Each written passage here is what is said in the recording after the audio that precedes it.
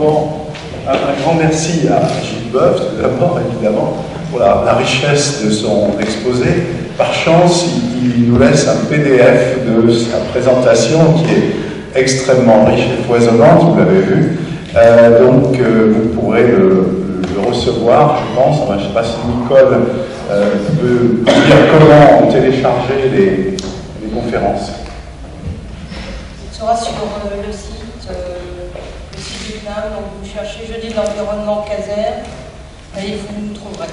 Sinon, vous m'envoyez un email et je vous enverrai l'adresse. Oui, à l'adresse mail dont j'ai parlé tout à l'heure. Voilà.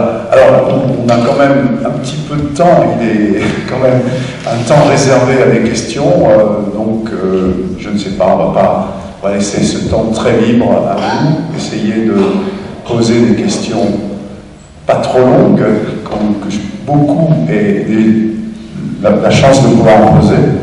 Alors, monsieur. Une question. Allez-y, allez-y.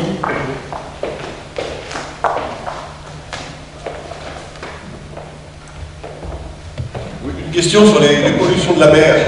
Vous avez beaucoup parlé de la mer, et la question que je me pose, c'est des interactions avec la terre. C'est-à-dire que l'agriculture actuelle, qui met beaucoup de produits chimiques dans les fleuves, etc. Tout finit à l'océan, ça c'est clair. Donc ce que je veux dire, c'est que pour sauver la mer, il y a beaucoup de choses à faire peut-être, mais il y a aussi commencé à changer l'agriculture, changer les transports, donc c'est un vaste... Tout à fait. L'autre jour, je vous ai vu, après le discours du Premier ministre, l'autre jour, où il sépare l'océan du reste, il faut arrêter de séparer l'océan aujourd'hui. Hein. L'océan, c'est l'exutoire. Tout finit à l'océan, de toute façon. Donc aujourd'hui, et où la limite? On ne sait pas. Vous avez tout à fait raison, il faut traiter l'ensemble du système. Hein. L'océan est fortement contaminé sur la côte par les apports terrigènes, pour lesquels l'agriculture, bien sûr, a une grande responsabilité, bien sûr. Le chlordécone, vous en avez parlé tout à l'heure, maintenant il est sur le corail à la Martinique. Hein. Donc c'est un sacré problème. Oui. Bon, bonsoir. Est-ce qu'on peut trouver des renseignements sur les 5J, c'est-à-dire dans les océans, ces 5 immenses tourbillons où s'accumulent les plastiques? Oui. Alors, d'abord, comment les appelez-vous? Parce qu'il y a des différents noms pour les appeler. Et où trouver des renseignements pour voir ce que c'est? J'ai vu sur Internet, par exemple, que c'était 5 kg par kilomètre carré, ce qui n'est vraiment pas énorme. Alors on dit qu'il y en a beaucoup. Donc je pense que les renseignements sont mal faits et mal organisés. Sûrement. On a fait une émission sur C'est dans l'air. Retrouvez-la, la podcastée du 30 juillet cette année, là, qui était dédiée justement aux océans de plastique. Là. Le problème du plastique, c'est qu'en fait, donc, vous avez ces océans de plastique avec ces bouteilles accumulées ou autre chose. Hein, et ça se fragmente autour du temps. Donc on arrive à des microbilles de plastique qui sont ingérées en fait par la faune sauvage et qui les empoisonnent en fait. La pollution par le plastique dans l'océan est vraiment un énorme problème. Mais je pense qu'il y a pas mal de sites, hein, où, bon, je ne suis pas spécialiste de ces questions-là, hein, mais c'est vrai qu'il y a des images qui ont été faites dans l'Atlantique et dans le Pacifique avec des énormes surfaces qui sont complètement produites par ces accumulations de courant concentrées sur des zones qui sont grandes. Je crois qu'on est sur superficie de l'ordre d'un pays en fait, hein, avec ces déchets de plastique. C'est un vrai problème parce que les microbilles de plastique après posent énormément de problèmes. Il y a un film, à propos du plastique, il y a un film qui s'appelle Plastic Planet, qui a passé au Festival du film de l'environnement, mais qui sort aussi en salle. Plastic Planet, il est traduit en français. Très très bien, vraiment. Ouais. Donc 30 juillet. Pardon 30 juillet. Oui, 30 juillet, vous pouvez la podcaster, on parle de ces Je questions. vais revenir aux interactions de l'agriculture sur les océans. Récemment, j'ai vu l'information en Australie, dans le nord-est, apparemment, l'agriculture australienne a un impact majeur sur les grandes barrières de corail, et ça, une étoile de mer, la cantostère, prolifère, et en fait, ils sont obligés, comme moyen actuel, de les tuer, l'homme, des plongeurs, voilà. Mais je voudrais que vous nous commentiez, je vois pas bien la relation, si vous voulez, l'impact entre les nitrates, pesticides, clair, sur cet impact environnemental sur la grande barrière. Est-ce que vous pourrez nous clarifier ça? Et en fait, la grande barrière a diminué en 30 ans de 2/3 de sa surface. Alors, il n'y a pas que des aspects agricoles, il y a des aspects également d'apport de particules et des mines de charbon aussi. Hein. Donc, en fait, la grande barrière elle souffre à la fois de produits d'usage agricole, mais aussi de particules fines de charbon de très mauvaise qualité que les Australiens exportent. La Nouvelle-Calédonie aujourd'hui, ces mines de nickel fonctionnent avec du charbon australien. Hein. Si on prend l'impact de la Calédonie aujourd'hui, d'ailleurs on enlève toujours des chiffres français, hein, parce qu'on s'en augmente encore la pollution par habitant de la France. Donc pour revenir à votre question, il y a un mélange effectivement d'activités humaines en face de la Grande Barrière, donc on est dans le nord-est de l'Australie, du côté de Cairns, et là on voit effectivement la barrière affectée par des apports terrigènes. Alors les Australiens se disent très protecteurs de l'environnement, on fait des gros efforts dans certaines zones, mais là on est en train de bêtement perdre un capital fantastique. Alors pourquoi l'étoile vient-elle? Elle vient sur un corail affaibli. Ce qui se passe, c'est que vous savez que le corail est un environnement particulier, le corail de surface. Il y a beaucoup d'espèces de coraux. Il y a plus de coraux profonds que de coraux de surface, on ne sait pas. Et le corail profond, il en noir, donc il n'y a pas de photosynthèse. Mais les coraux de surface, on connaît bien, qui sont jolis, il y a beaucoup de poissons. Ces coraux-là, en fait, sont issus d'un animal, ça ne m'adresse pas, qui est associé à une microalgue qui a besoin de faire de la photosynthèse. Et l'ensemble des deux, avec la lumière, la transparence de l'eau, permet à l'être vivant de se reproduire et de grandir. Il y a des récifs coralliens qui ont 5000 ans. C'est les animaux les plus vieux sur la Terre aujourd'hui. Ils grandissent au fur et à mesure en suivant une croissance, en suivant la montée de l'eau aussi, parce que le corail en ce moment, il a un sacré boulot. Il est pollué par les apports que vous évoquez, agricoles ou miniers. Il doit aller aussi vite que la montée du niveau des océans. Le pH, l'acidité de l'océan l'empêche de construire son squelette. Et enfin, le corail est très sensible à la température.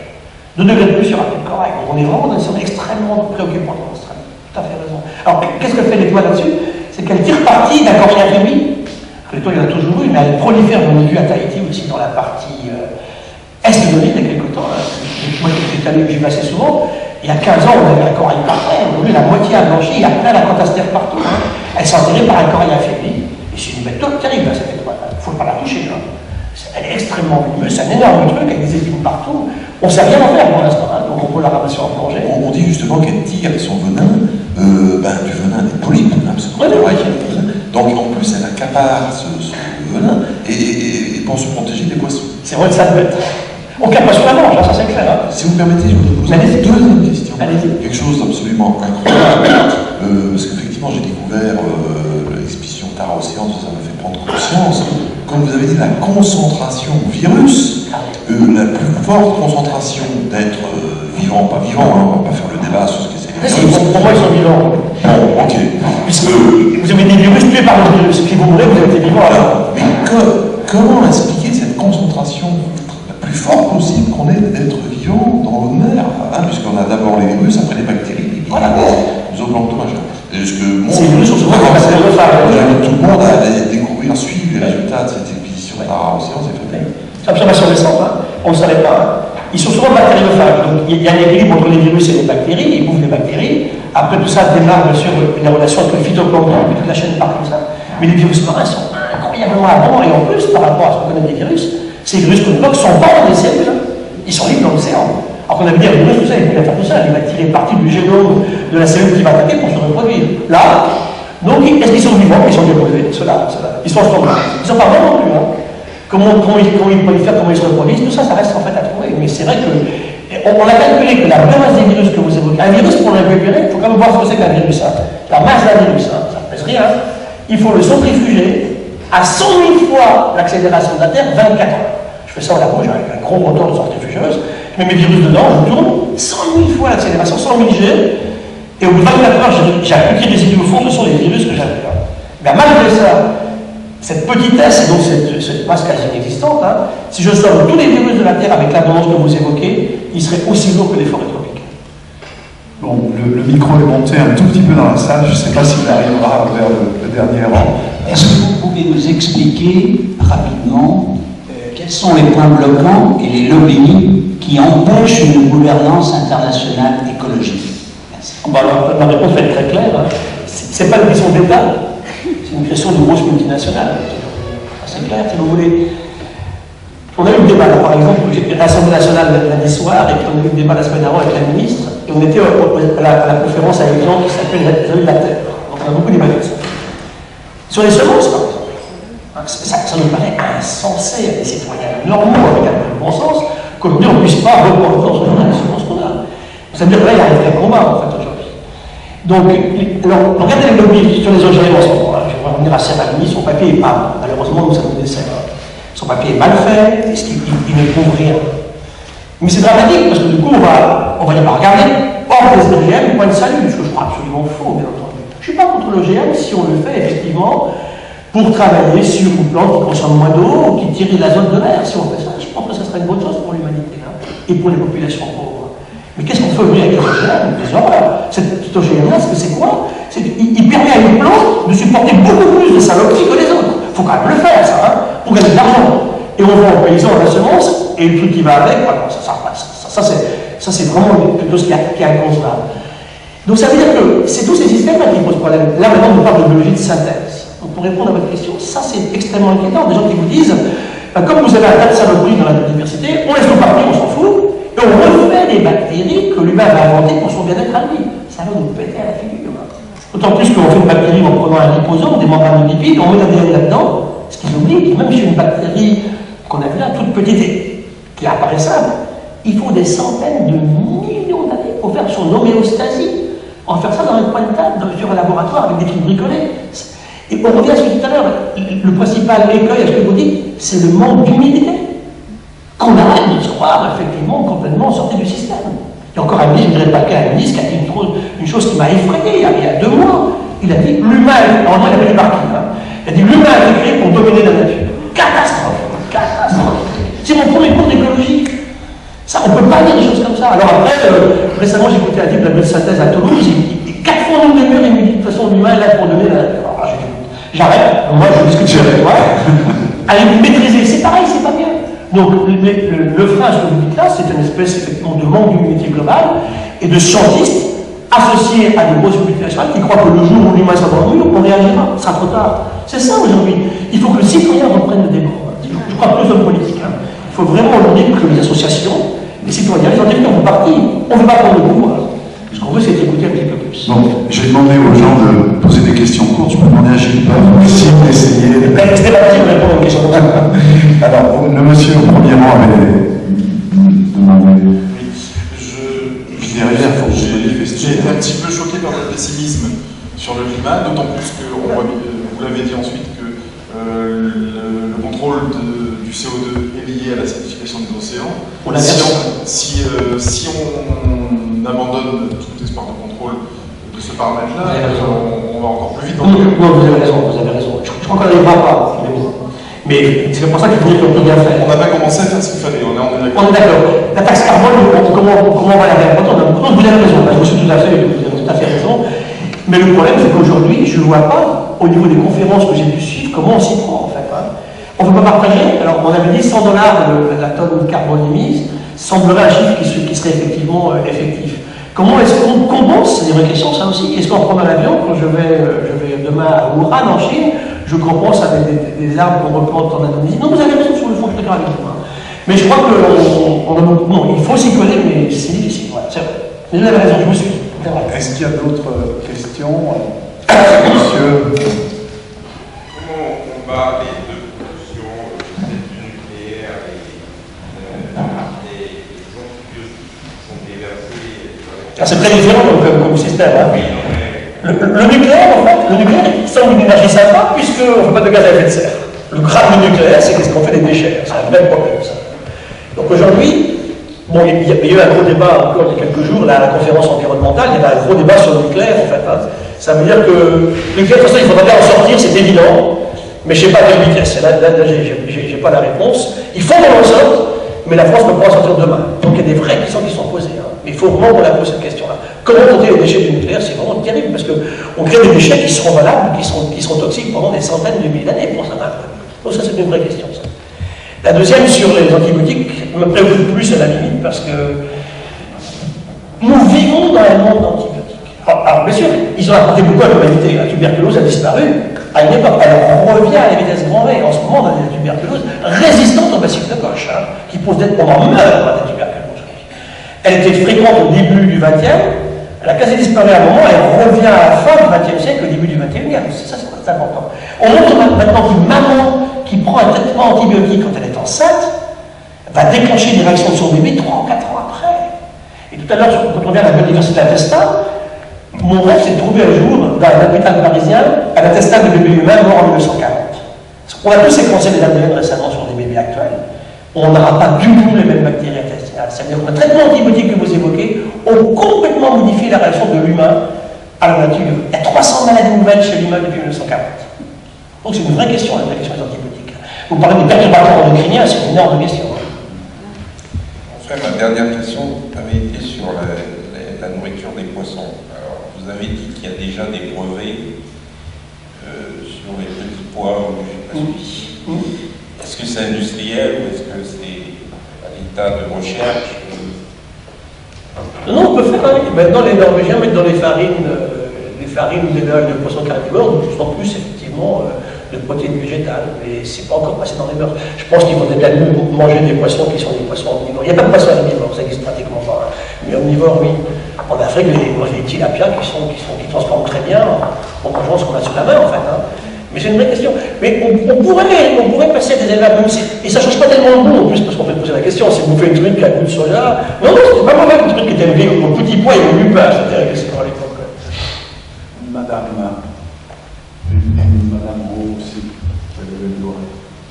On est toujours impressionné quand on vous entend, et puis tous les écologistes, mais et puis on se dit, bon, qu'est-ce que je peux faire, comment je peux aider, est-ce qu'il y a par exemple des fondations précises qui permettent, parce que sur votre site, est-ce que vous pourriez par exemple en mettre quelques-unes qui permettraient, parce que quand on va à WWF, alors c'est vrai, vous avez le panda, vous avez la stallion, voilà, le tigre, mais enfin c'est pas ça qui pourrait inverser, si vous voulez, les courbes, parce qu'on voit quand même qu'il y a des gens, des agronomes, qui essayent maintenant, par exemple en Argentine, j'ai vu récemment un documentaire où on voyait une personne qui était partie en Argentine, après, qui avait quitté la France, parce que justement, tellement ça la dégoûtait de voir, entre autres, des élevages intensifs où on voyait les porcs de 300 kilos qui se mordaient, et qui à ce moment-là, il a recommencé à faire de l'écologie, enfin vraiment de base, pour que la terre, le sol redevienne meuble, pour apprendre aux gens à replanter, à reconstituer en Inde aussi, le fond en Inde. Et pourquoi est-ce que nous, on n'arrive pas à le faire alors qu'on a les instituts les plus performants, l'INRA, qui est le plus grand spécialiste dans ce domaine. Il faut revenir au Grenelle, en fait. Hein. Oui, le Grenelle. Le problème, c'est que les objectifs qu'on s'est fixés le Grenelle ne seront pas atteints. On a eu la conférence environnementale l'autre jour. On ne va pas tenir nos visées en pesticides. La France n'en a jamais utilisé autant qu'en 2012. On avait dit diviser par 2 les pesticides à l'horizon 2015. Et on ne va pas tenir non plus l'enjeu en matière d'agriculture biologique au niveau des surfaces. On avait dit 20% en France d'agriculture biologique. On ne tient pas. Donc il y a un vrai combat. Et là, effectivement, pour moi, c'est respecter la loi. Hein. Au départ, il faut que la France accepte de respecter le code de l'environnement et applique la loi. Ce qu'on ne fait pas du tout aujourd'hui. On parle d'artificialisation des sols, on fait des parkings monstrueux sans trou, l'eau ne circule plus. Alors l'autre jour, ça m'a fait passer l'effet sur la tête, parce que la ministre dit en fait, bon bah écoutez, ok, si jamais on doit encore artificialiser un petit peu, on garantit, on ne fera pas au dépend des terres agricoles. Au dépend de quoi alors? Des zones humides? Je ne suis pas d'accord non plus. Et après on dit, bah, écoutez, on est tellement nombreux sur la terre qu'on fait de la terre un gigantesque agro-système. D'abord, le CIRO ne sera pas d'accord, heureusement, mais ça pose un problème monstrueux. Donc vous voyez que, qu'est-ce qu'on peut faire? Alors d'abord, les questions que vous posez pratiquement au niveau de la vie de tous les jours, c'est pas tellement le rôle des scientifiques, c'est le rôle des ONG. Donc vous allez sur l'EVF, France Nature Environnement, Humanité et Diversité, ils publient des chiffres, ils disent quel poisson vous pouvez manger cette semaine, mangez moins de viande, mangez moins de poisson, qu'est-ce qu'on peut acheter ici, acheter là, quel produit est délétère pour l'environnement dans les pays. Ils font des choses comme ça, c'est bien, hein, on avance comme ça. C'est sûr que la première acte qu'on a, c'est ce qu'on mange, ça c'est clair. C'est clair qu'on arrête de manger comme ça. Et les enfants actuels français, ils trouvent normal de manger des tomates tous les jours de l'année, des avocats, des papayes, des bananes. Petit garçon, moi je ne mangeais pas comme ça, je ne suis pas si mauvais que ça finalement. Hein.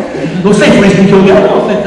Et ça, c'est des choses qui sont. Aujourd'hui, c'est banal de faire un œuf de saumon en Norvège, de transporter l'œuf au Chili, d'élever le gros saumon au Chili et les filets fumés sont mangés au Japon. C'est pas soutenable. Donc tout ça, il faut changer ça. Mais le problème, c'est qu'on dit beaucoup ce qu'on va faire, on ne fait pas beaucoup. Hein. Donc, pour vous rassurer, je pense qu'il faut aller sur ces sites pour voir un petit peu comment on peut avoir un acte citoyen, garder les enfants dans le fond de jardin. Mais ça, c'est des questions, c'est long de répondre à des questions. Mais c'est vrai que c'est des choses, il y a des choses qui avancent, mais c'est pas que effectivement couper l'eau quand on se lave les dents. Il faut aller beaucoup plus vite que ça. Pardon.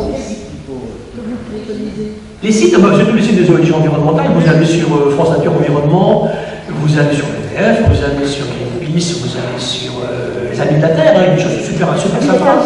On a fait des tableaux, non c'est bien, je trouve ça très bien, on fait beaucoup avec eux. Bon, il y a une question là, tout en haut. Bonsoir, Madame Théophile, j'aimerais avoir votre avis sur le problème de l'épandage en Guadeloupe. Parce qu'après le chlordécone, maintenant, il y a ce problème d'épandage. On a beaucoup parlé hier soir. Parce que j'ai vu Victorin Lurel, le ministre, la semaine dernière, j'étais avec la députée de Guyane, Madame Berthelot, hier soir. C'est un vrai problème, parce que si vous voulez, quand on regarde les terres d'outre-mer pour la France, elles sont complètement contrastées. Vous avez des tout petits territoires surpeuplés, la Martinique, et vous avez l'énorme territoire où il n'y a personne, la Guyane et la Nouvelle-Calédonie. Donc c'est pas le même problème. Sur le chlordécone, on a été monstrueusement inefficace sur le chlordécone. Maintenant, elle est dans le mer maintenant. Et même récemment, j'étais des collègues de l'IRSTEA, on se demande s'il n'y a pas encore des gens qui en mettent. C'est monstrueux. Bon, je pense parce qu'on a des chiffres qui augmentent dans l'univers tout d'un coup, ça peut être aussi lié à un relargage massif de choses accumulées, avec une grosse crue tout d'un coup qui emmène ça effectivement dans le système. Donc les épondages, vous vous rappelez, le problème en Martinique, c'est comme des avions, c'est qu'ils font avec des avions en fait. Et le préfet n'a pas pris les mesures qu'il fallait. Aujourd'hui, on ne peut pas supporter que si la population est contre, et elle sera contre évidemment, on continue avec. C'est sur les bananes que ça pose un problème monstrueux. Et par des, je dirais aujourd'hui sur la banane martiniquaise, qui est bien meilleure qualité que les autres. Parce qu'on fait que 10 traitements sur une banane de Martinique, on en fait 100 en Colombie. C'est pas pour ça que je veux dire qu'elle est parfaite, la banane de Martinique, mais ça veut dire quand même qu'il y a des efforts qui ont été faits. Et quand cette banane moins traitée arrive sur le marché, on ne tire pas le bénéfice des pratiques écologiques que l'on a. Et aujourd'hui, sur les bananes de Martinique, c'est qu'ils font encore des traitements aériens qui posent des gros problèmes, comme vous parlez d'épandage. Et ben, il faut bien un jour aussi connaître ces questions-là. Le problème, c'est qu'il y a un problème économique pour les producteurs de bananes. Soit ils disparaissent, on ne peut pas l'accepter. Maintenant, quel prix est-on prêt à payer pour y continuer à une pratique écologique en essayant de payer un peu plus cher la banane que celle qui vient de Colombie? C'est ce genre de questions qui sont posées aujourd'hui. Mais c'est une vraie question que vous posez là, ça c'est sûr. Est-ce qu'il y a encore d'autres questions? Oui, non? Oui, monsieur, de nouveau? Allez, encore une ou deux questions.